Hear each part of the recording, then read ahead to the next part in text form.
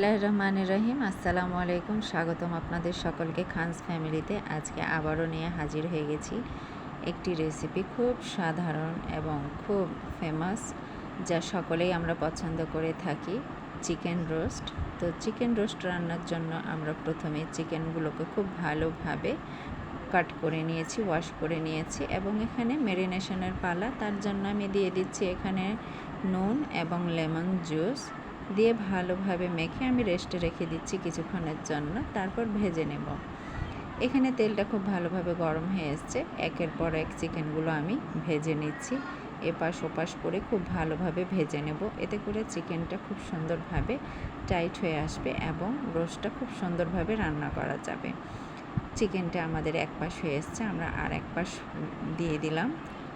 ভাজাটা খুব সুন্দরভাবে হচ্ছে, যেহেতু আমি খড়ির চুলায় এই রান্নাটা করছি, তো খুব সুন্দরভাবে রান্নাটা হচ্ছে এবং খুব সুন্দর লাগছে, টেস্টি হবে। খাবারটা দেখে মনেই হচ্ছে। ভাজা কমপ্লিট আমাদের চিকেন ভাজা কমপ্লিট। আরেক পাশে আমরা পেঁয়াজটাকে ভেজে নেব। তো সেই তেলের মধ্যেই পেঁয়াজগুলোকে আমি দিয়ে দিয়েছি। পেঁয়াজগুলো খুব ভালোভাবে ভাজবো। এখানে একটু নরম হয়ে আসা পর্যন্ত ভেজেছি এবং দুটো তেজপাতা দিয়েছি, সাথে সামান্য পরিমাণে পানি পেঁয়াজটা সেদ্ধ হওয়ার জন্য দিয়ে দিচ্ছি। এখানে নুন, স্বাদ মতো নুন ব্যবহার করছি, যতটুকু আমার প্রয়োজন।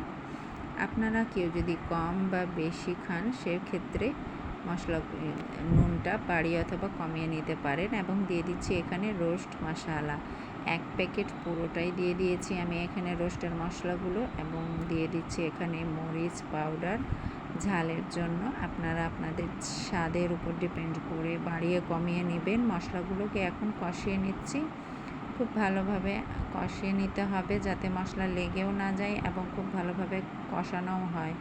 এবং দিয়ে দিচ্ছি এখানে চিকেনগুলো একে একে করে, সম্পূর্ণ চিকেন আমি দিয়ে দিলাম এবং সেই মশলার সাথে এপাশ ওপাশ করে খুব ভালোভাবে সেদ্ধ করে নেব।